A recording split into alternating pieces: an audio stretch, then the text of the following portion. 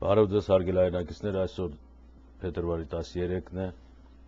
մի քանի կարճ հաղորդագրություն անեմ սայթի վերաբերյալ, որից հետո կանցնենք հիմնական թեմային, օրվա վերլուծություններին։ Արդեն սովորույթ է դարձել, որ ամեն մեկնաբանությունից հետո մի քանի ֆորումի ձևով, խոսակցության ձևով դուք գրում եք լավ, հայերեն, անգլերեն տառերով եւ այլն, ես կարդում եմ այդ բոլորը, կներեք, որ չեմ կարող պատասխանել, բայց դուք էլ եք կարդում, որովհետեւ սայթի վրա է դրած։ Հարցեր են բարձրացնում մարդիկ, որ լավ կլինի սայթի մեջ ունենալ ֆորում, որովհետեւ ասենք տասնյակ հազարավոր մարդիկ, որոնք որ օգտվում են սայթից, լույս որդից, կարող են իրար ճանաչել, խոսել, ծանոթանալ, որովհետեւ բոլորդ էլ նայում եք այս սայթը եւ կարծեմ դրական կարծիք ունեք սայթի մասին, եթե չեզոք եք կամ բացասական եք, նույնպես ֆորումի մեջ կերևա, բայց իհարկե դա կլինի հասարակական քննարկում եւ ճիշտ կլինի, որ դուք իրար հետ ծանոթանաք։ Ինչու եմ դա այդպես ասում, որովհետեւ luisworld.com-ը հետագայում այն սայթն է, որը կդառնա ամբողջ աշխարհի հայության կենտրոն, ինտերնետային կենտրոն, որտեղ դուք կարող եք դնել ձեր գրական գործերը, ֆիլմերը, ստեղծագործությունները, զարկ տալ մեջ միջպետական բիզնեսին, ծանոթանալ իրար հետ, հնարավոր է որ ստեղծենք ամբողջ համաշխարհային yellow page տեղադրենք այստեղ, որ այս բոլորը լույսի միջոցով եւ գործարար կապեր առաջանան հայերի միջև, որովհետեւ արդեն ստացվում է, որ մենք մի պալատ ենք սարքել, որը շենք չի, այլ կայքեջն է, որտեղ ամեն օր հազարավոր մարդիկ հավաքվում են ու ֆիլմ են դիտում, թեկուզ իմ խոսակցությունները օրվա անցուդարձի մասին եւ հնարավոր է, որ հետագայում եթե հարստանանք, ասենք դուք լավ աշխատեք, ես էլ լավ ձևավորեմ այդ ամենը, կայքի մեջ ունենանք ուղիղ կապ, այդ խոսակցության ընթացքում, նույնիսկ հնարավոր է, որ հենց մի անգամից ուղիղ գնա մեր հաղորդումները, հետո ձայնագրություններ առաջանան եւ այլն։ Կարճ ասած նպատակներ կան։ Մեկնաբանությունների մեջ երիտասարդները ոգևորված են, հարցեր են առաջացնում Գուրգեն Յանիկյանի կապակցությամբ։ Ես դա տեսնում եմ։ Գուրգեն Յանիկյանի ձեռագրերը, որոնք եղել են բանտում, որոնցից մի մասը իմ ձեռքին հասավ, իր գրություններն են մեքենագրված։ Հնարավոր է, որ այդ ձեռագրերի կոպիները նաև այլ մարդկանց ձեռքեր են անցել եւ գիրք է հրատարակվել Հայաստանում։ Այդ գիրքը ես ճիշտն ասած չեմ տեսել, որպեսզի ես կարողանամ ասեմ, թե ինչ ձևով է գրած, բայց իմ խմբագրած գրքի մեջ ես իմ մեկնաբանություններն եմ դրել, որովհետև Գուրգեն Յանիկյանը երբ որ խոսում է մի անձի մասին, ասենք ինքն էլ չի ճանաչում ով է այդ անձը, ես անմիջապես եւ կարծես թե իր հետ զրուցելով, ձեզ ընթերցողներին, ասում եմ, այս մարդը սա է, այսպես, եւ ճանաչում եք ինչ է, ով է եւ այլն։ Գուրգեն Յանիկյանի գրքի մեջ, որի ֆայլը կա ինձ մոտ խմբագրված, որտեղ երիտասարդները ասում են, կա մի գիրք, որից պետք է ֆոտոպատճե հանվի, մի երկար պատմություն է ինտերնետում տեղադրելու համար, գիրքը։ Դա պետք չի անել, որտեղ մենք կգնանք այսպիսի ճանապարհով։ Գիրքը պատրաստի ֆայլի ձևով ինձ մոտ կա, խմբագրած, պատրաստած, ամեն ինչով։ Եթե հավելումներ լինեն եւ կլինեն իհարկե, ես դրանք կավելացնեմ։ Եվ գիրքը կուղարկեմ տպարան։ Այդ գիրքն է առանց իմ մեկնությունների, որովհետև իմ մեկնությունները ճակերտների մեջ լրացնում են Յանիկյանի գրած հոդվածները եւ հաստ տառերով է գրված։ Դա գրքի մեջ։ Իսկ ձայնագրության մեջ, որ այդ գիրքը ես կարդում եմ, իմ մեկնությունները ես չեմ կարդում, այլ կարդում եմ միայն այն, ինչ որ գրել է Յանիկյանը։ Այդ հաղորդումները, որոնք որ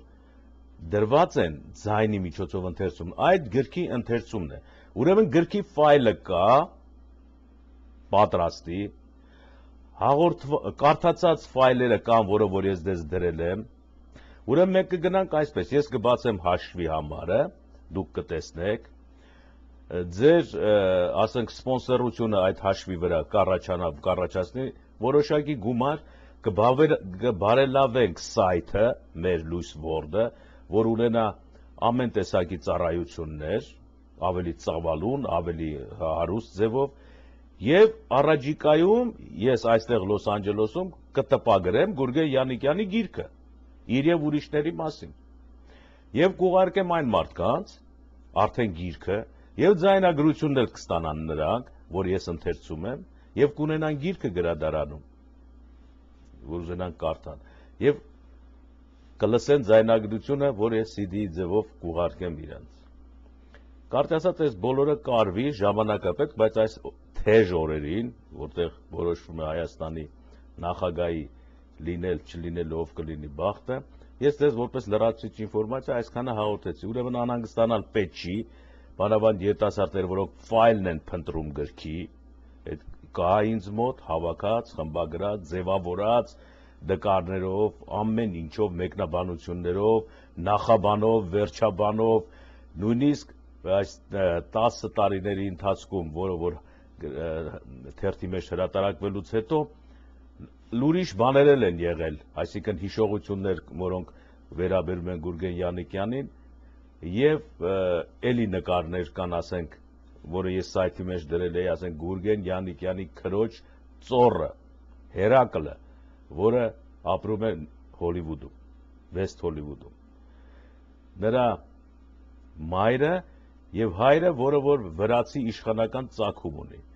Եվ Գուրգեն Յանիկյանը, եթե հիշում եք, ասենք դուք այդ մասը չեք բանարեք արդացել, երբ որ քրոջը տեսնում է Թամարային, քրոջ աղջկան, ասում է ում հետ ես ամուսնացել, ասում է մի հատ վրացի իշխանի, ասում է դուք հիվանդ եք, բոլորդ պետք է իշխանների հետ ամուսնանաք, նեղվում է Գուրգեն Յանիկյանը։ Ահա նրա քույրը աղջիկն էլ ամուսնացել է մի այդպիսի ճարտարապետի հետ եւ ծնվել է Հերակլ անունով մի տղա, որը ըստ որում Ռոզա Յանիկյանի ազգականի հետ որ ես խոսեցի, նա ասաց, որ այս Հերակլի մեջ, որը այսինքն իքական ժառանգությունն է Յանիկյանի քրոջ, թոռ ծոռնուին է, Յանիկյանի այրունը կա, եւ իրոք նա արտաքինով նման է Յանիկյանին, ես մի նկար դրել եմ մոր հետ նկարված, բացի դրանից Ռոզան ասեց, որ չգիտեմ ինչի ասեց, անընդհատ ուզում է ազգանունը փոխի եւ դառնա Յանիկյան, որը հետ կապ չունի, որովհետեւ մի քանի արյունակցական հայրեր է ունեցել, որը այդ ազգանունը չեն կրել, բայց ասեց ինչ որ չգիտենք ինչ է կատարում այս տղայի հետ, անընդհատ ուզում է Յանիկյանի, Գուրգեն Յանիկյանի գենը վերականգնել, կարծեք սրա մեջ տեղավորված է նաեւ Յանիկյանի հոգին, այսպիսի խոսակցություն եղավ տարիներ առաջ Հոլիվուդում, Վեսթ Հոլիվուդում, եւ ես այդ տղային տեսա, կրակի նման ներս մտավ, նայեց, խոսեց եւ այլն, հայերեն խոսել չգիտեր իմիջայլոց, եւ ինչ որ այդպիսի դրության մեջ էր, տեսնենք հետագայում ինչ կլինի, այս հարցը ուր կգնա, բայց մենք պարտավոր ենք եւ մեր ազգային զգացումը, պարտքի զգացումն է, որ Գուրգեն Յանիկյան մարդուն, որը կոչվում է ջարդի տղա, այսինքն 95 թվականի ջարդի ծնված եւ ապրած ամբողջ կյանքը ջարդերի 15 թվականից հետո եւ իր ամբողջ իմաստալից կյանքը ներդրած այդ գործի մեջ մենք վերականգնում ենք այդ մարդը սերունդների համար, ոչ թե նրա համար, որ դառնան տերորիստ, սպանեն, ջարդեն, այլ տեսնեն եւ աշխարհին էլ ներկայացնեն, թե ինչպես է ցեղասպանված ընտանիքը, ազգը դառնում այդպիսի մարդ, իր մեջ ունենալով եւ տաղանդներ, շնորհքներ եւ վրեժի զգացում եւ այդ բոլորից ինչ է առաջանում, այսինքն սա մի օգտակար գործողություն է, որ մարդկությունը հասկանա, ցեղասպանությունից օգուտ չկա եւ այդ գործը չի ծածկվի 78 տարեկան հասակում հանկարծ նա ձեռքը ատրճանակին է մեկնում 10 տարի էլ նստում է բանտում, հետո մահանում Դուք հասկանում եք դա ինչ է նշանակում մարդկային հոգեբանության մեջ։ Երբ որ պիտի իր ծերությունը հատկացներ ինչ-որ ամերիկյան հանգստավետ ծերանոցներում կամ չգիտես ինչ-որ հեքիաթային բաներ, բայց ոչ, ինքը մտնում է ազգին չպատասխանված հարցը մեջտեղ բերելու։ Եվ սա անում է անհատական միջոցով, Գուրգեն Յանիկյան։ Սրանով է հետաքրքիր այս ամենը, որը որ մենք ձեզ ներկայացնում ենք։ Ուրեմն այսօր իմ ձեռքի տակ է մի հոդված, որը հենց նոր է եկել, մի ժամ առաջ երևի։ Դեռ նույնիսկ ժամային գոտիով կրում է 14 փետրվարի, բայց մեր մոտ 13-ն է վերջանում այսօր, եւ տարօրինակ վերնագիր ունի։ Վրան գրված է դավաճանը։ Շատ տարօրինակ է, որովհետև չեմ կարդացել, այդ պարզապես print եղավ եւ կկարդամ, այսօր ուշ սկսեցի եւ միևնույն ժամանակ կծանոթանամ, որովհետև գրված է հայոց ցեղասպանությունը հերքողների թիվն ավելացավ։ Եվ վերնագիրը դավաճանը։ Երբ Երևանյան վերջին հանրահավաքներից մեկում հայոց ցեղասպանության ճանաչման հարցում իր հասցեին ուղղվող հիմնավոր մեղադրանքներին հակադարձելու համար Լևոն Տեր-Պետրոսյանը հիշեցրեց, որ հենց ինքն անձամբ ցեղասպանության զոհերի ժառանգ է, շատերից շուրթերը ինքնաբերաբար արտաբերեցին, ուրեմն ավելի վատ, հասկանալի է, որ միանգամայն տրամաբանական եզրահանգումը։ Ես նման մի բան էլ ասեցի, եթե չեմ սխալվում, ինչ-որ հաղորդումներ առաջ, որ ցեղասպանություն ենթարկված հայերը Արևմտյան Հայաստանում, որոնք կենդանի մնացին, survive եղան, նրանց մոտ առաջացան այնպիսի հատկություններ, որը որ տարօրինակ է նույնիսկ, ասենք մեկնաբանելիս, ասենք պացիֆիստական, թուրքասիրական, ներողական,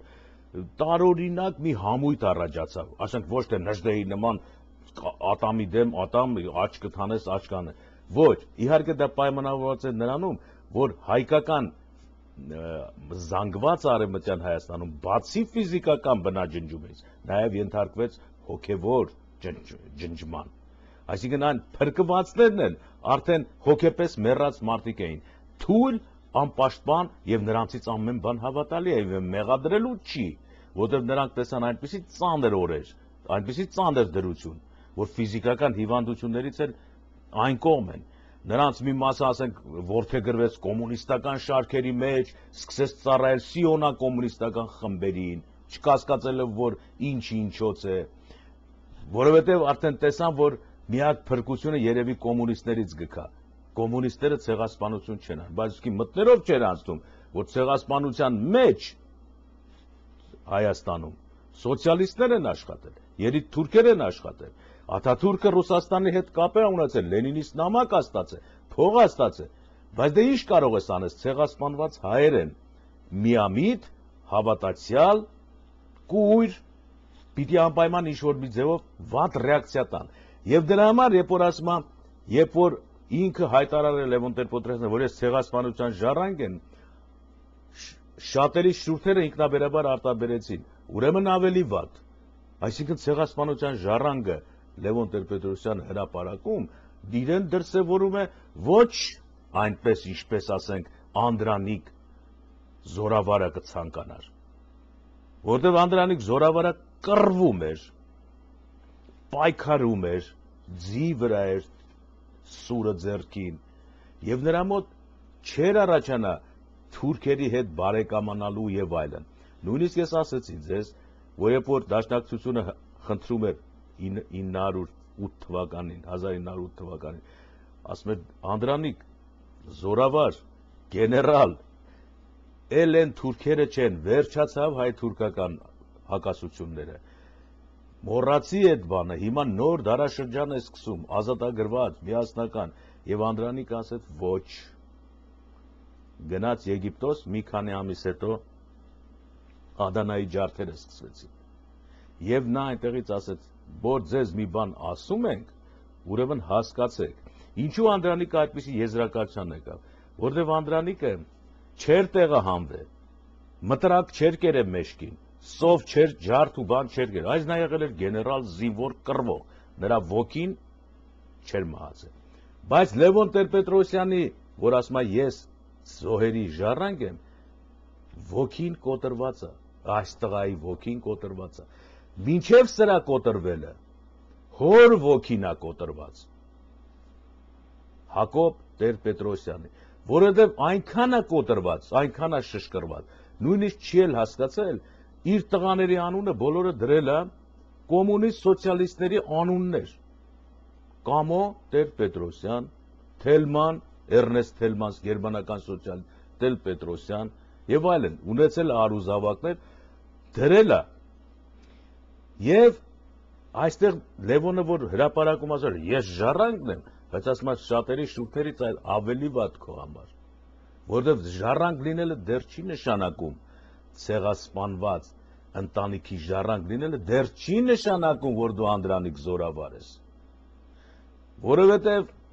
նույն ձևով մտածում էին դաշնակները 1908 թվին, 95 թվի, 96 թվի ջարդերը, ցեղասպանությունը ուտելուց, մաշկների վրա զգալուց հետո հանկարծ դարձել են ամեն ինչ լավ է։ Հրապարակում Լևոնի վարքը ամեն ինչ լավ է, որ մենք Ադրբեջանի հետ բարեկամություն պիտի կնքենք ամենաարագ ձևով եւ դրանից հետո մեր զորքերը իջացնենք թվականակը 80,000 լավ մարզված զորքերից, որ բյուջեի մեծ մասը գնում է դրա վրա, իր խելքով ինքը նույն 1908 թվականի մեջ է հայտնվում թուրքական հեղափոխությունը Օսմանյան կայսրության մեջ եւ նույն վիճակն է ինչ որ դաշնակցականները եւ ինքն իրան ասում է ինչու որովհետեւ հայերը ասում են մարդ այդքան չարություն չի կարող անի վերջը գալու է բարության շրջանը թուրքերը ինչքան որ արել են 96 թվին 1896 թվին վերջացավ մարդ են չէ հիմար չեն մանավանդ հիմա սոցիալիզմը սկսում հիմա սա նույն ձևով մտածում է որ եթե Եվրոմիություն կա Ռուսաստանի Դաշնություն կա Միացյալ Նահանգներ կան ՆԱՏՕ կա ամեն ինչ լավ է եթե մենք զիջենք ինչ որ բան ադրբեջանցիների բարեկամությունը մեր նկատմամբ ամեն ինչ լավն է էլ մենք դարդուցավ չունենք ապրելու ենք սոցիալիզմ կոմունիզմ բուրժուա լիբերալ քեֆ ենք անելու այն ինչ որ ասում էին 908 թվին բայց Անդրանիկը չկա որ ասի այդ տղա այդպես չի հարցը նախ պիտի պարզաբանվի ինչու է թուրքը ջարդում հային այս հարցը պիտի մի հատ հասկացվի երբ որ հայը Օսմանյան կայսրության մեջ նյութական բարոյական մշակութային արժեք ստեղծող տեսակ էր եւ պահպանում էր կայսրությունը սնում էր ինչու հանկարծ կայսրությունը շուռ եկավ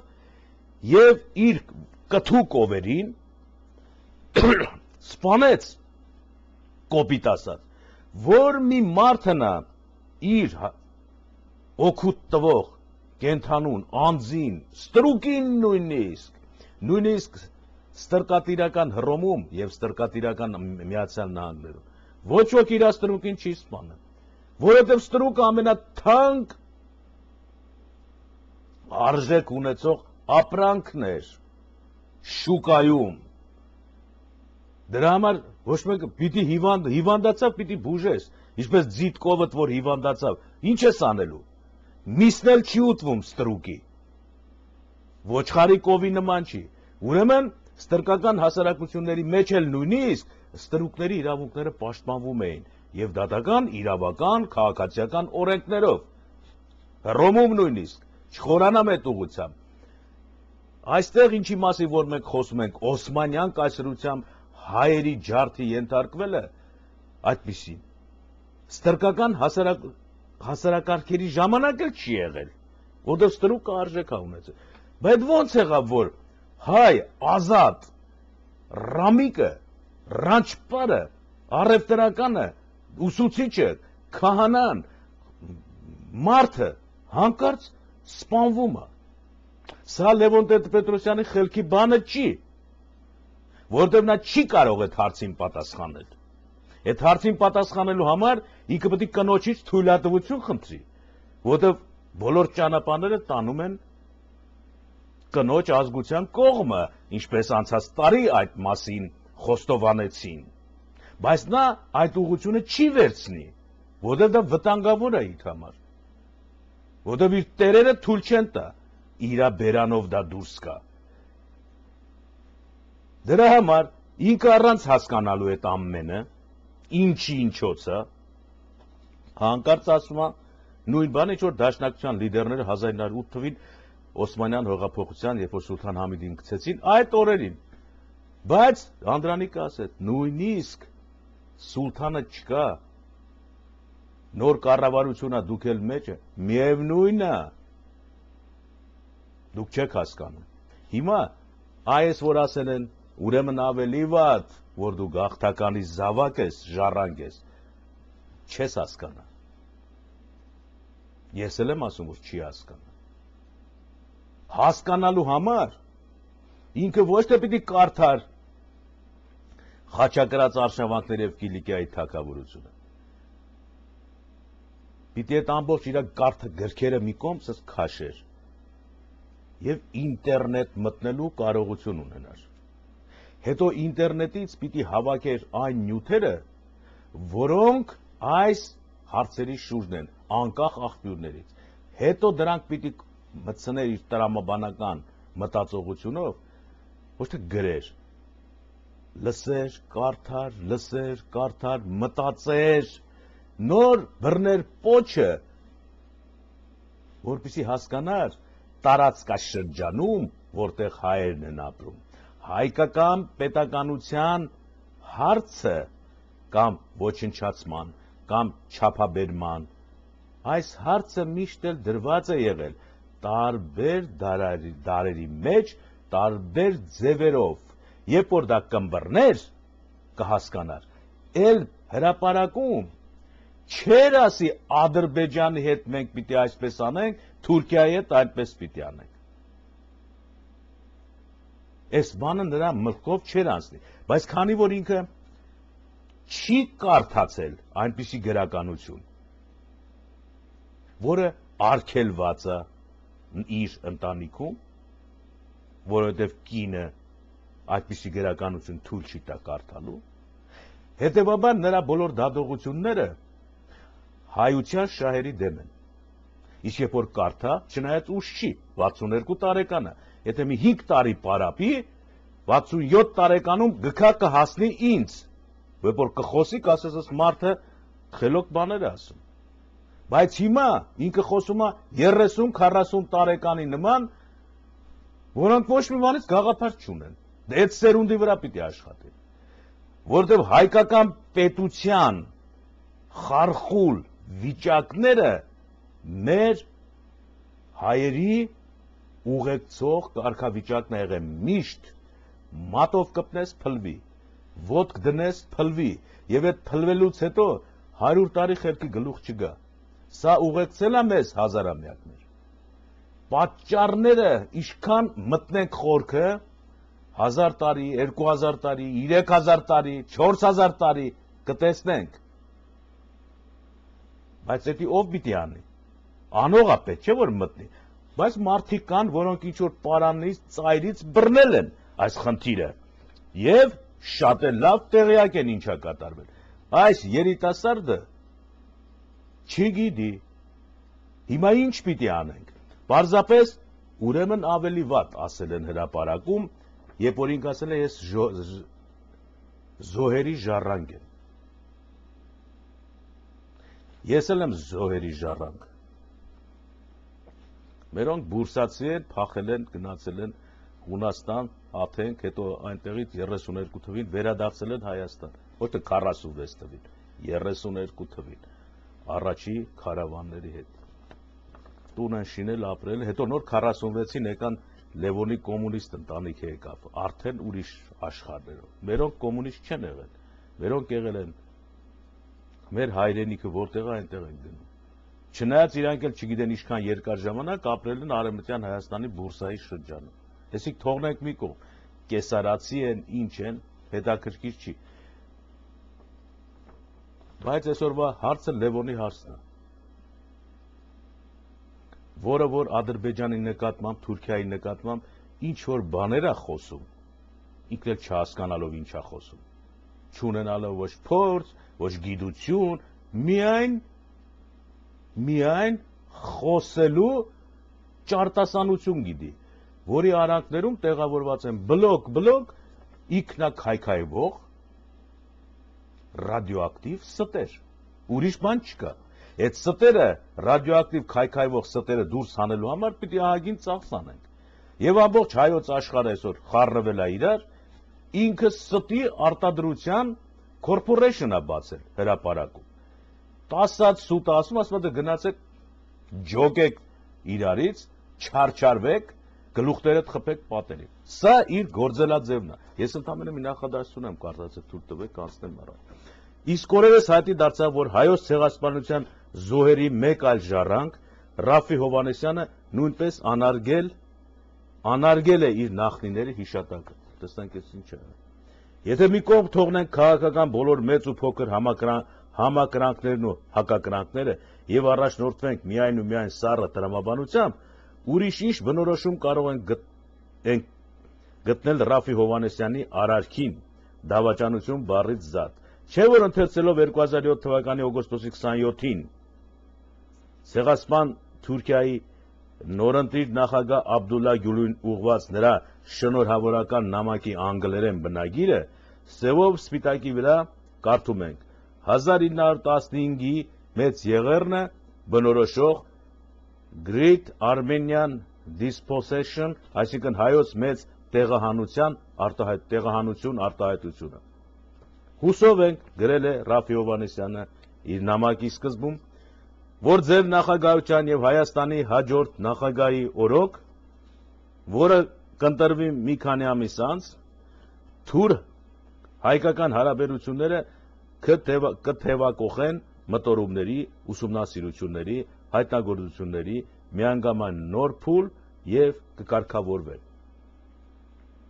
Նման հարցադրումից ստացվում է, որ հայոց ցեղասպանության զոհերի ժառանգն ու ականավոր պատմաբան Ռիչարդ Հովհաննիսյանի զավակը դեռ չակերտավոր ուսումնասիրությունների կարիք ունի հայոց ցեղասպանության հարցի շուրջ։ Ստեղծելու մասին թուրքական կողմին հայտնի առաջարկի ներողություն շուրջ եւ ուսումնասիրություններ սկսելու անսքող առաջարկով ընդառաջում է պատմաբանների երկկողմ հանձնաժողով ստեղծելու մասին թուրքական կողմի հայտնի առաջարկին։ Մի բան, որ հայոց ցեղասպանության իրողությունը կասկածի տակ դնելու ամենակարճ ճանապարհն է։ Ավելին պարզվում է, որ այդ ուսումնասիրությունների ճակերտավոր իրականացման համար Ռաֆի Հովհաննիսյանը արդեն ընտրել է համապատասխան ելակետ, որն ամենևին էլ նոր հայտնագործություն չէ թուրքական կողմի համար, այլ հիրավի ճակերտների մեջ խիստ հաճելի անակնկալ։ Ահա թե ինչ գիտական ելակետ ճակերտավոր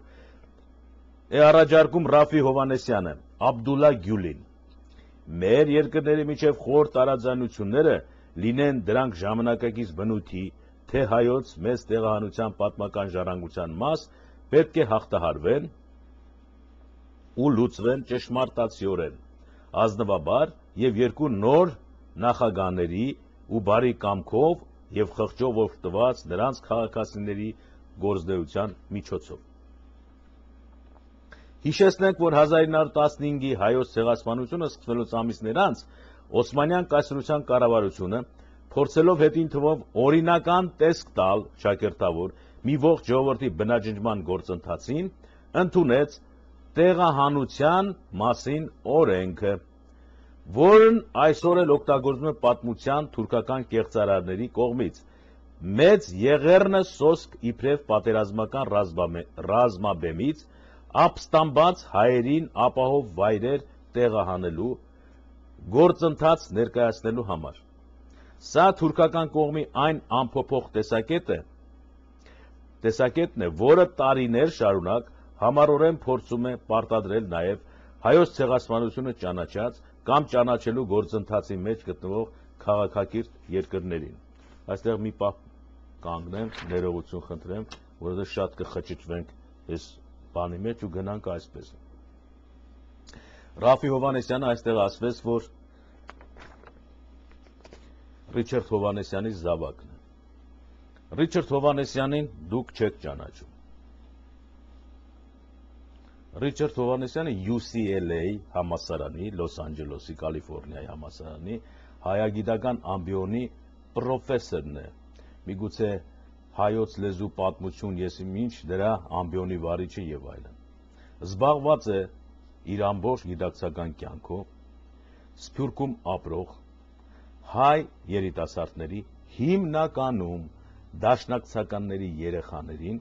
որոնք private դպրոցները ավարտելուց հետո, որովհետև բոլոր դաշնակցականների երեխաները պիտի սովորեն դաշնակցությանը պատկանող private դպրոցներում, high school-ները ավարտեն եւ գնան UCLA եւ դասեր վերցնեն Ռիչարդ Հովհաննիսյանից, որը Ռիչարդ Հովհաննիսյանը այդ երեխաների գլուխները պիտի լվանա, ջուրը չի խմելու ինքը, որտեղ ջուրը թունավոր է արդեն, թափի եւ այս երեխաներին բաց թողնի դպրոցներում որպես տնօրեններ, դասատուներ, որ եկող սերունդների գլուխն էլ սրանք լվանան։ Լիքն են այդպիսի արդեն սերունդներ։ Մի քանի սերունդ Ռիչարդ Հովհաննիսյանը կարողացել է լվանալ։ Իր տղայի գլուխը լվանալու կարիք չունի, արդեն ինքը բնածին ժառանգական Ռիչարդ Հովհաննիսյանական պտուղը։ Ինչ լվաց գլուխը։ Այս մարդը ուրիշի գլուխը կլվա։ Ռաֆի Հովհաննիսյանը։ Իսկ ով է ստիպում Ռիչարդ Հովհաննիսյանին, որ այդպիսի գործողություններ անի։ Բոլոր Սփյուռքը խաղաղ, իր համար ապուշացման process-ի մեջ գոյությունն է քաշ տալի, բայց հայագիտական կենտրոնները Միացյալ Նահանգներում, որտեղ խցկված են սիոնիստ հրյաներ հայերեն խոսող, այս գործը հայագիտական մատների արանքով չեն նայում։ Շատերը գիտեք կամ չգիտեք, որ ցեղասպանության մեջ հայդատ կոչվող կոոպերատիվը, որը որ կա հայդատ, կարող էր լինել նաև վրացդատ, կարող էր լինել վրացդամատ, հայդատ չի նշանակում հայոց դատավորություն, դա գրանցված անուն է, կարող է լինել Առագաստանավ, բայց դնում են այնպիսի անուններ, որ հայ ժողովրդի լվացած գլուխները էլ մեկ էլ ջուր չծախսեն ու սապոնելի լվան, մի անգամից բառը հենց տեսավ, ոտերը թուլանա, դրա համար հայդատը առաջացել։ Այս հայդատը, որը որ կա եւ հայկական անսամբլեան, որը որ կա խախուտ հիմքերի վրա սարքած, նույնն է ինչ որ ֆիդայական շարժումը Օսմանյան կանոնավոր բանակի դեմ։ Այսինքն պարտությունը երաշխավորված է, հարց չկա։ Այս տեսակի շարժման պարտությունը երաշխավորված է։ Ժամանակի մեջ, բայց եկող սերունդը կլսի ինչ որ խոսակցություններ, ժողովներ, դրամահավաքներ։ Ու ոչ մեկը չի ասի, այսքանով դուք Օսմանյան քաղաքականության դեմ ո՞նց եք կռվելու։ Այդ հարցը չեն տա, որովհետև վրա կտանք ասեն սուս դավաճան, մենք պիտի կռվենք,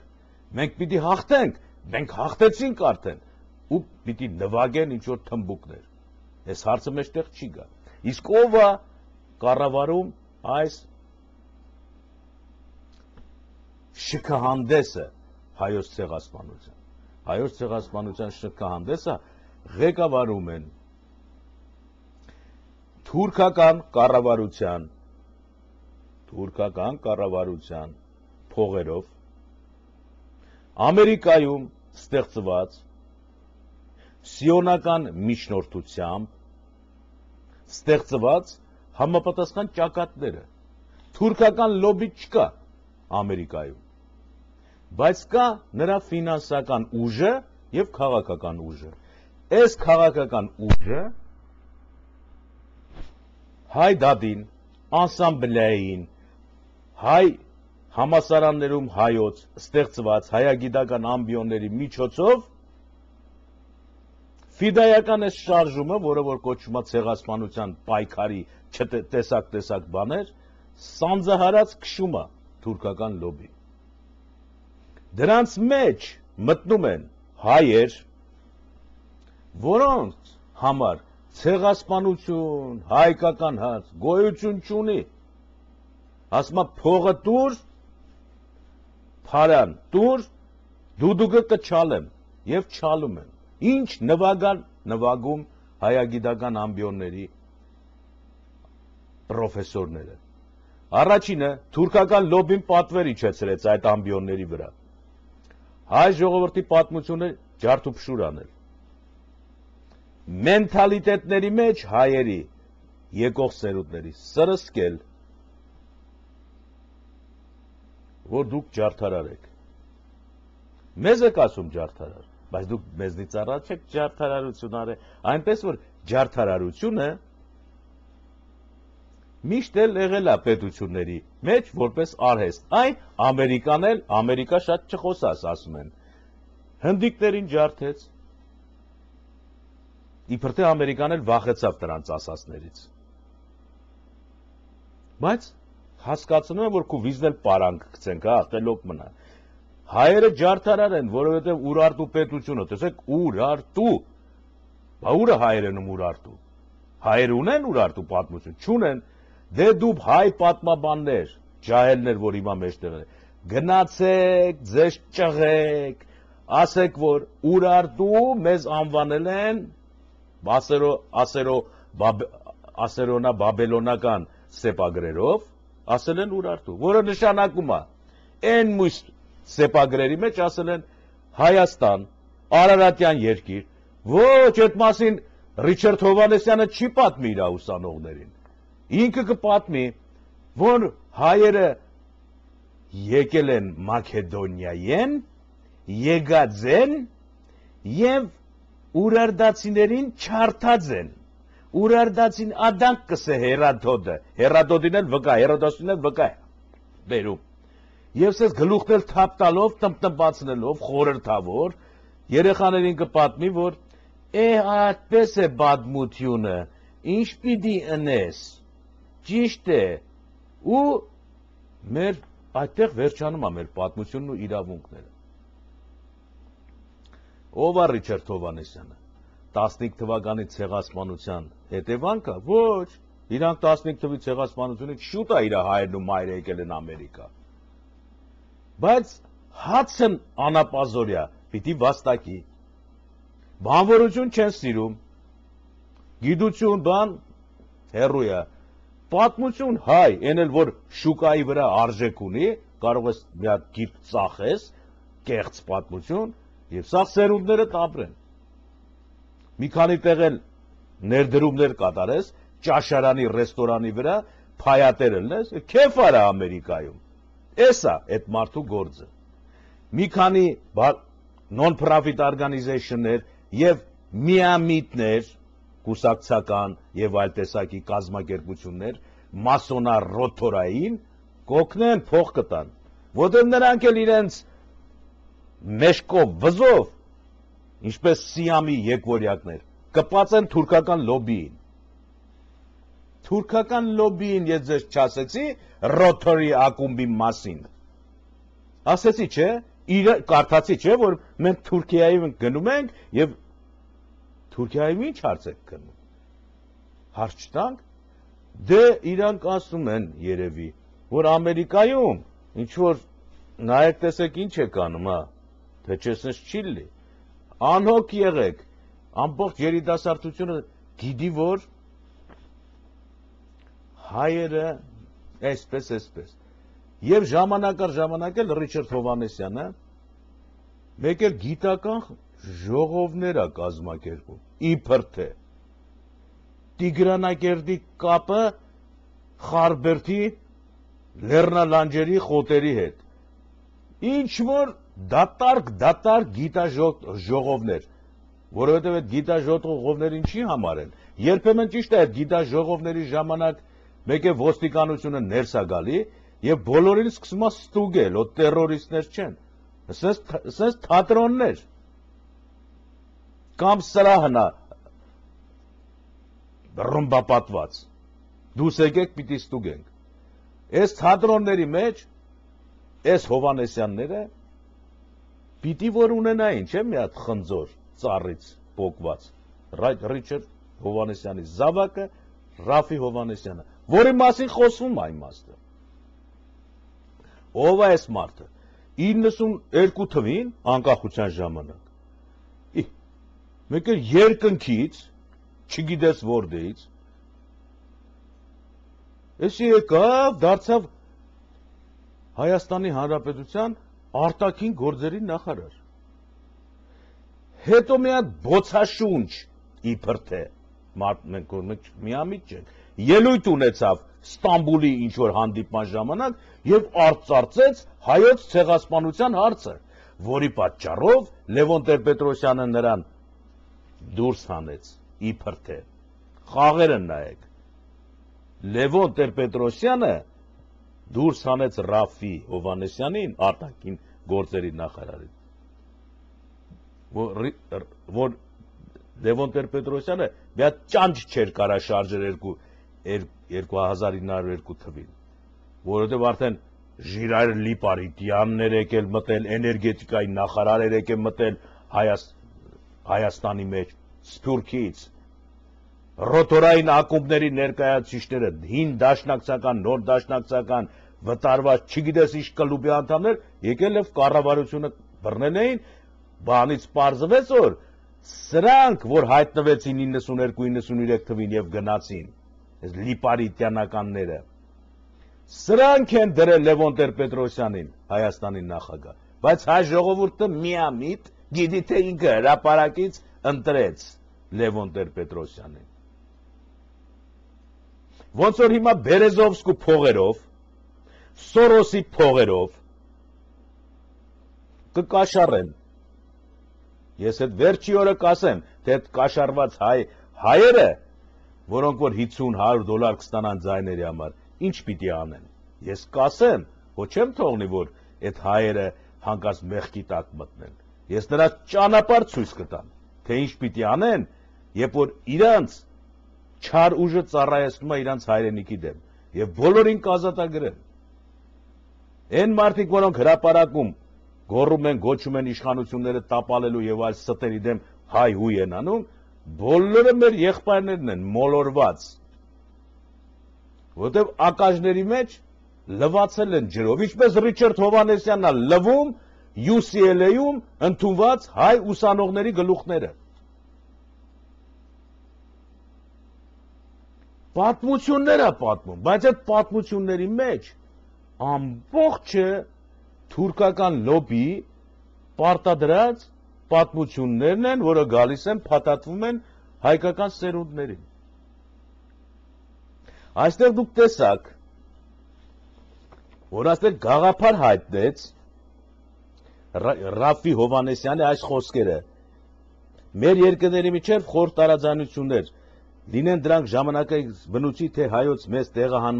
տեղահանության պատմական ժառանգության մաս, հայոց մեծ տեղահանություն է ասում, նայեք։ Եվ այստեղ պետք է հաղթարվեն, լուծվեն ճշմարտացիորեն,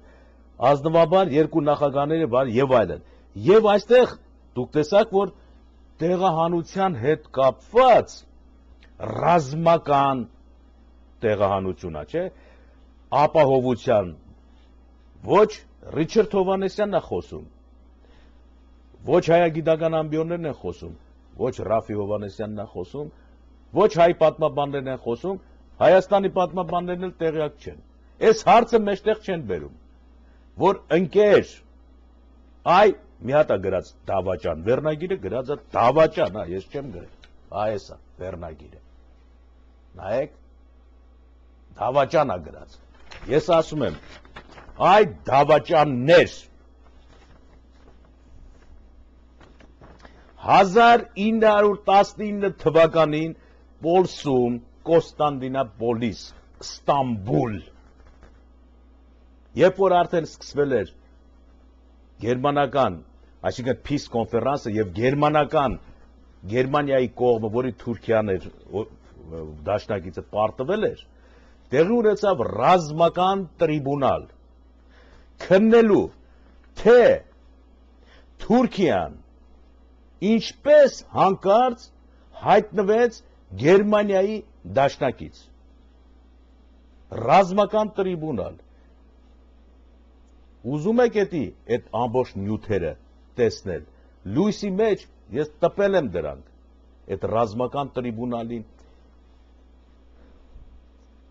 մասնակիցներն ովքեր են, դատավորներն ովքեր են, ներկայացուցիչներն ովքեր են, դիտորդներն ովքեր են կա։ Հարցը 19 թվականի մայիսին էր, դրվեց։ Բերեք հələ փաստաթղթերը տենանք, ես ինչ բան է։ Ես ոնց եղավ, որ Թուրքիան հայտնվեց պատերազմի մեջ, ամեն ինչ օրինական է, թե չէ։ Եվ պարզվեց,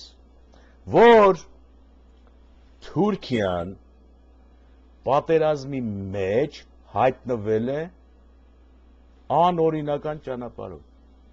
Չկա մեջլիսի որոշումը։ Սահմանադրական պետությունների մեջ գերագույն իշխանությունը համարվում է մեջլիսը, խորհրդարանը, որը ինքը քվեարկում է պատերազմի մեջ մտնելու մասին, որից հետո գործադիր իշխանությունները այս օրենքը վերցնելով պատերազմի մեջ մտնելու բոլոր գործադիր գործողություններն են կատարում, զորահավաք, տեղահանություն, ինչ ուզեն կհանեն գործադիր իշխանությունները, կապված պատերազմի օրենքների հետ, եւ պատերազմի օրենքների մեջ, պատերազմի օրենքներում, եթե մարդ մեռավ, պատերազմն է մեղավոր, որովհետեւ զինվորը մեռնում է, չէ՞, կրակում են,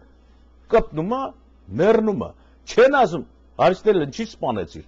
այս մարդը քեզ ոչինչ չեր արել, դες բան չկա պատերազմի օրենքներով, հայտարարվում է ով ում սպանեց, թշնամին, թշնամուն եւ այլն, չի դատվելու հետո։ Դες բան չկա, սպանությունները չեն դատվում։ Հիմա 19 թվականի մայիսին տրիբունալը հանկարծ պարզաբանեց, որ Թուրքիան պատերազմի մեջ մեջլիսի որոշում չունի, հետևաբար նրա բոլոր գործողությունները անօրինական են, չկա պատերազմի օրենքը։ Այսինքն, այդ նշանակում է,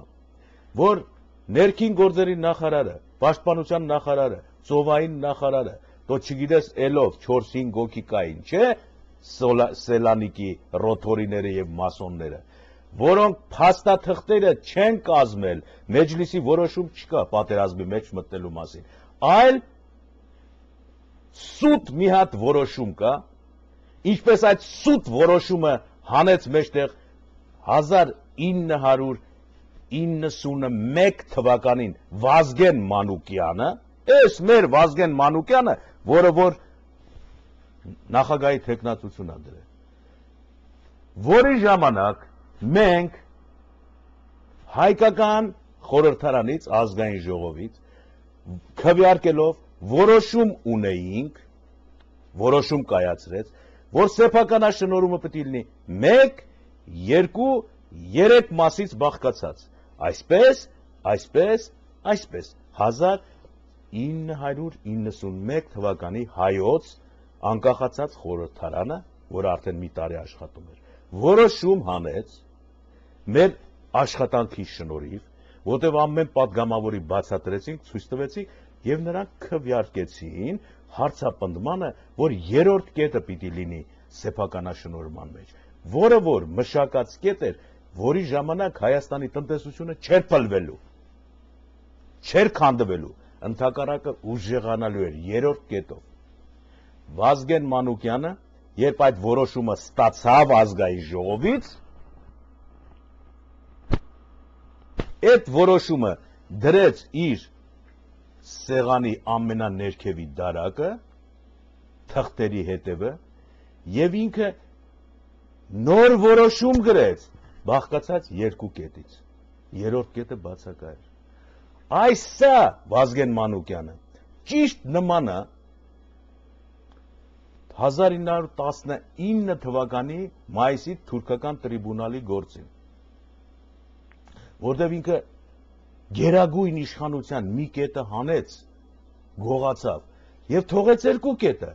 եւ ամբողջ սեփականաշնորհումը գնաց երկու կետով, արդյունքը ձեզ հայտնի է, դուք տեսաք, իհարկե այդ մասին հատուկ գործ կազմվեց եւ տրվեց 91 թվականին Դադախազ Գևորգյանին։ Երբ նա այդ գործը տեսավ, ինչպես տրիբունալի գործը, որտեղ հստակ երևում էր, որ կատարված է պետական դավաճանություն Վազգեն Մանուկյանի կողմից, իսկ Լևոն Տեր-Պետրոսյանը այդ ժամանակ էշիականջում քնած էր, չկա, գոյություն չունի, նա պարզապես պոզաներ էր ընդունում հրապարակում եւ ինչ որ խորովածներ էր ուտում, չգիտես որտեղ, կամ նախապատրաստում էր Սփյուռքյան ագենտուրայի մուտքը Հայաստան, իսկ գործը ներսում քանդում էր Վազգեն Մանուկյան վարչապետը 91 թվականին, իր տեղակալ Բագրատյանով Հրանտ, որը հիմա այսօր Լևոնի կողքին է, Վազգենի կողքին չի, տեղակալը իրա,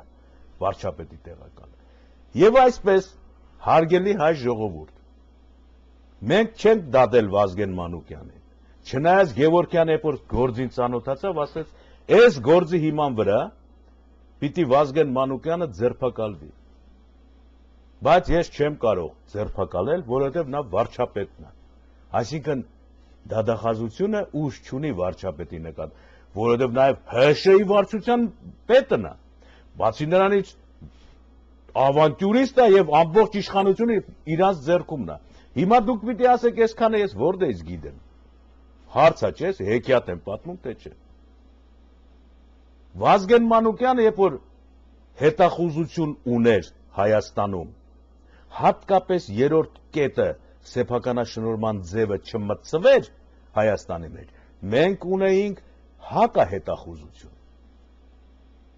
Եվ հետևում էինք ամեն քայլին, որը որ կատարում էր օրենսդիր իշխանությունում, գործադիր իշխանությունում։ Բայց ոնց բռնեցինք։ Մենք բացատրել էինք դա Վազգեն Մանուկյանի օգնականին։ Ասել ենք եղբայր, վարչապետի օգնականին։ Ահա այսպիսի մի բան կա։ Դու մտածի եւ ինքդ որոշի, մեզ պիտի օգնես, թե չի պիտի օգնես։ Երբ նա լսեց համբերությամբ, ասեց, բայց այդ ձեր երրորդ կետը, որ ասում եք, դա մի հրաշք է, մարդը հոգեփոխություն ունեցավ, չնայած պաշտոն է Վազգեն Մանուկյանի օգնականն էր։ Եվ նա ասեց, ես կարող եմ ձեզ ծառայել, ասեք ինչ անեմ, մենք ասեցինք ծառայելու կարիք չկա, դու հետևիր, որ այդ որոշումը երբ որ գքա ազգային ժողովից, վարչապետին, գբերվի պաշտոնական, երբ որ դուք ստորագրես, կընդունես, հանկարծ Վազգեն Մանուկյանը այդ որոշումը չոչնչացնի, որովհետև մենք գիտենք, որ ոչնչացնելու է։ Ասաց շատ լավ, ես կտամ այդ որոշման պատճենը ձեզ, ազգային ժողովի։ Եվ արեց, պատճենը տվեց մեզ, երեք կետից կազմված, որը հետագայում ներկայացվեց Գևորգյանին, երբ որ նա տեսավ, հետո ստուգեց, որ երեք կետից սեփականաշնորհում կա, ոչ թե երկու կետից, եւ այդ օրը, երբ որ իրեն ասեցինք մենք, ազգային ժողովը որոշել է, գործերի կառավարիչը կուղարկի որոշումը ձեզ օգնականին, նա մեզ զանգահարեց եւ ասաց, հիմա ժամը 5:20 է, որոշումը բերեցին, ձեր պատճենը պատրաստ է։ Ահա այսպես մենք իմացանք, որ ինչ ա եղել, որովհետև երբ որ գործող օրենքը դուրս եկավ արդեն որպես խորհրդարանի որոշում, այնտեղ երրորդ կետը չկար, եւ օգնականը ասեց, գիտեք ինչ արեց Վազգենը, ես թուղթը դրել էի իր սեղանին, եկավ սենց նայեց, փնչացրեց, կատաղեց, դարակը բացեց ամենա,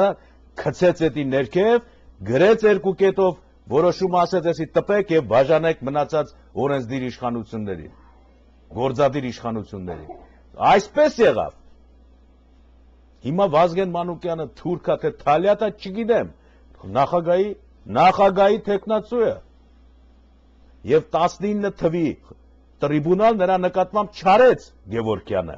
Գևորգյանը հեռացավ, այդ գործը մնաց, Վազգեն Մանուկյանի գործը։ 19 թվականի մայիսին թուրքական տրիբունալը այդտեղից սկսեցին, չէ՞։ Հաստատեց, որ Թալյատը, Էնվերը, Նազիմը, Ֆիլանը, Ֆստխը չունեին պատերազմի օրենքը իրենց ձեռքին եւ պարզապես իրենց գրասենյակներից դեսպանատներին արտասահմանյան երկրների բաժանել էին կառավարության ուղերձները Թուրքիան պատերազմի մեջ մտնելու մասին։ Այսպես է եղել։ Հետևաբար 19 թվականի տրիբունալը որոշեց, քանի որ պատերազմը Թուրքիայի անօրինական է եւ նրա պատճառով կատարված բոլոր սպանությունները անօրինական են։ Զինվոր է մեռել։ Ինչի է մեռել, ախր պատերազմի մեջ չէր։ Մարդ է մեռել, ինչի է մեռել, ախր պատերազմի օրենք չկար։ Հետևաբար տեղահանության մասին օրենքը, որ հետո գործադիր իշխանությունները հանեցին, իբր թե հայկական վիլայետներից բնակչության ապահովության համար ելնելով պատերազմի իրադրությունից տեղափոխում ենք եւ ջարդեցին ճանապարհներին, մինչեւ այդ արդեն ջարդել էին զինվորականության տարիքի մեջ եղած հայ տղամարդկանց։ Այդ օրենքը չի աշխատում, որովհետեւ 19 թվականին ապացուցեց, որ պատերազմի օրենք չի եղել։ Հետևաբար հայերի տեղահանության ժամանակ կատարված բոլոր սպանություններն ու հափշտակությունները չեն արդարացվում, չեն պաշտպանվում պատերազմի օրենքով։ Այս իմաստները չգիտի Ռիչարդ Հովհաննեսյանը, թե Ռաֆի Հովհաննեսյանը չգիտի։ Դրա համար ելնելով դրանից միջազգային օրենքով, երբ որ առանց գերագույն իշխանության որոշման երկիրը մտնում է պատերազմի մեջ, սկսում է հարևան պետությունների հետ կռվել եւ զորահավաք անցկացնել, իր ժողովրդին ջարդել ինչ-որ մեթոդներով, անուն չունի այդ մեթոդները։ Այդ տեսակ բաներ անելու համար մի հատ հոդված կա միջազգային, ասում են պատերազմի հանցագործ։ Այս օրենքը երբ որ կախում են մի հատ մարդու վրայից, միջազգային օրենքը, որ սա պատերազմի հանցագործ է, այսինքն ինքը պատերազմական օրենքներից օգտվել է չունենալով իրավունքը գերագույն իշխանության եւ սրա վրա են տալիս գերմանական ֆաշիզմի վրա դրվեց պատերազմի հանցագործ հոդվածը։ Ինչու համար։ Պատերազմը ոնց կարաս դու, ես պարտվել եմ, լավ եմ արել պարտվել եմ, բայց պատերազմի հանցագործ չեմ։ Դրվեց վրան, որովհետև գերմանական ֆաշիզմը սովետական միության մեջ ուներ իրար վրա չհարձակվելու պայմանագիր։ Միջազգային այդ պայմանագիրը խախտելու դեպքում դու դառնում ես պատերազմի հանցագործ։ Հասարակ բան։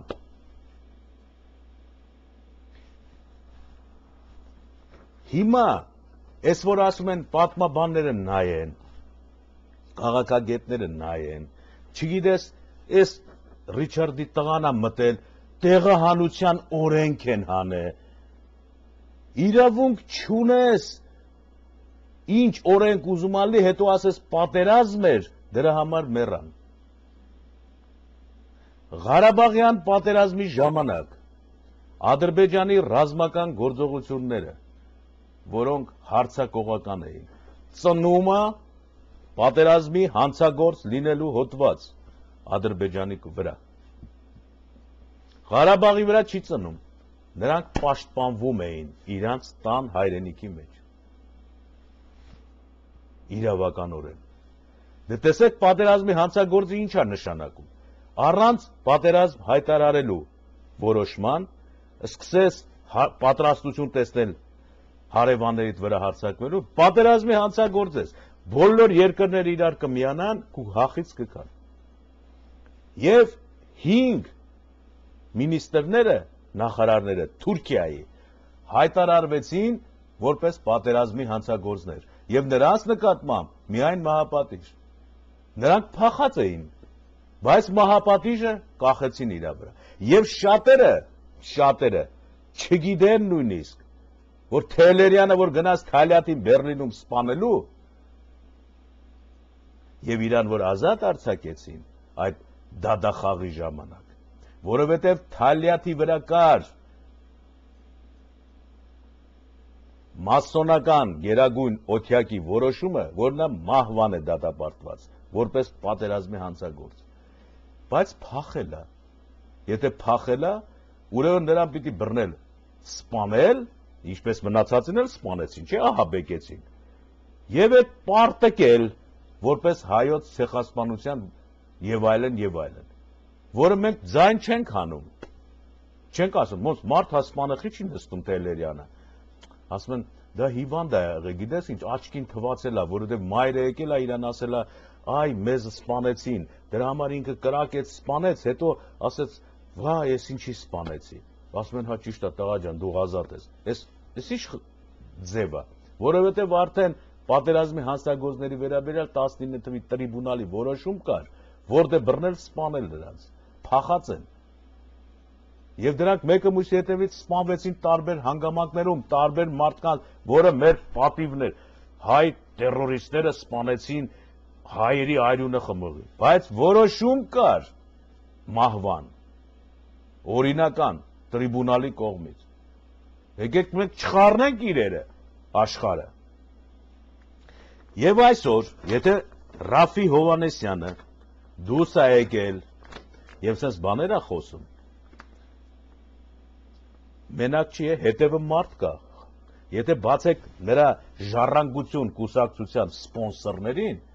200 հոգի Ամերիկայից, տարբեր ազգանուններով, ոչ հայ, փող են ուղարկում ժառանգությանը։ Եվ օրրան non-profit organization-ով գալիս է, Ռաֆին ուտում է բողախը կախվում է, հետո բանից պարզվում է մի հատ էլ տղա ունի, 4-5 հատ ունի, չէ Հայաստանում, մի հատ էլ տղա ունի Ամերիկայում, առաջի կնոջից։ Օհո, այս տղան էլ միացել է թուրքական լոբիին, ասում է, որ սես կանը, որովհետև ընտանեկան վիրավորվածություն ունի։ Տեսեք ինչ բարդ բաներ են տեղ ունենում աշխատում։ Եվ այդ Հովհաննիսյան անունով իր ավակ տղա, առաջի տղայի գործնեության մասին արդեն մեծ թերթերն են գրում։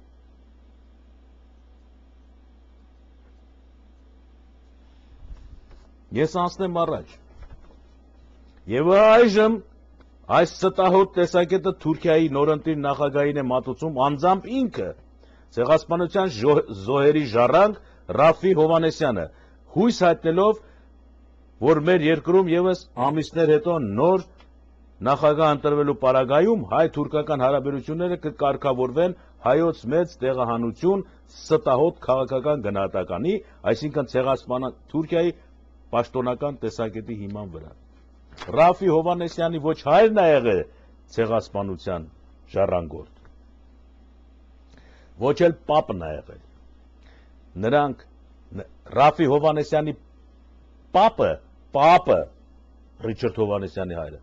Ամերիկայում է ծնվել, ստեղ։ Մայրն էլ 2 ամսական է եղել, երբ որ եկել է 1902 թվին ինչ է ձևի։ Այնպես որ ոչ մի կապ չունեն,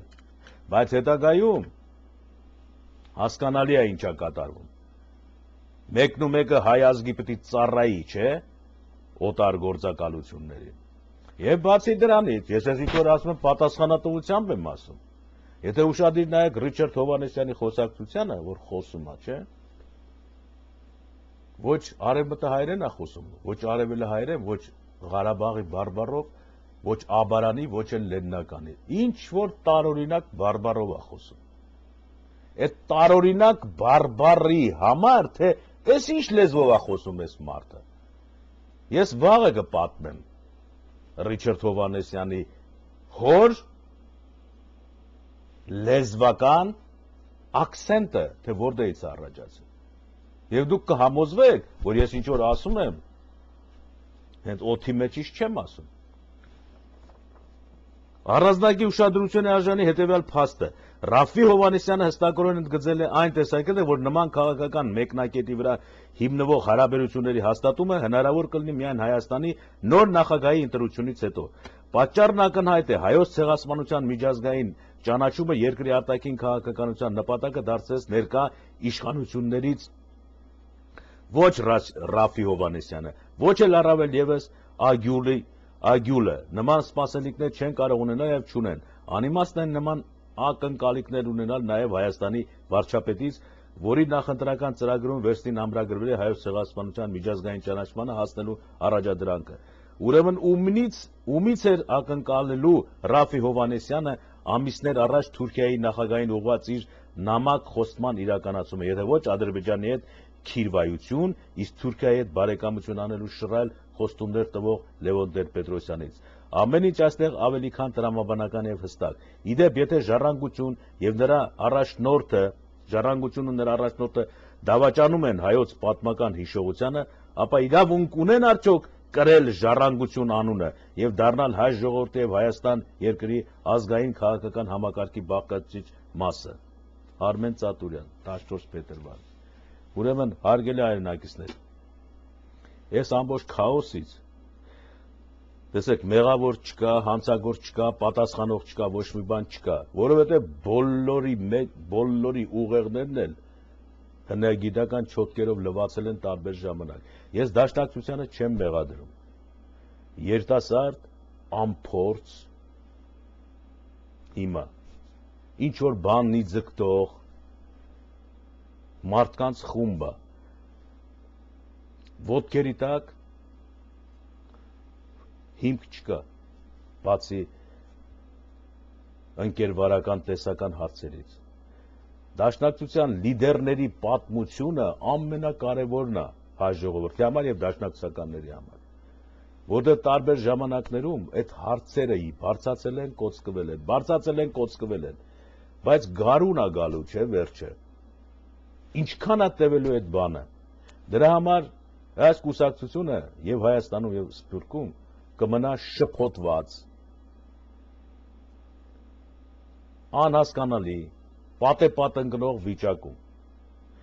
օրվա քաղաքականության հետ ոտք մեկնող, ուրիշ ճար չկա։ Նա չի կարող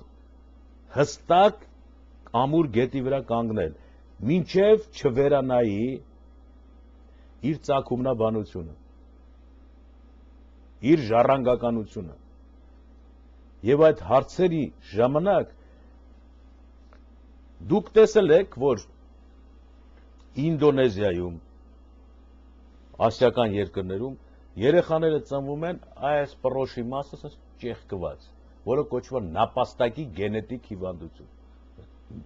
Ծնվում են մարդիկ, հիմա ինչ պիտի անես։ Այս ատամները չկա, վերևի քիմքը չկա,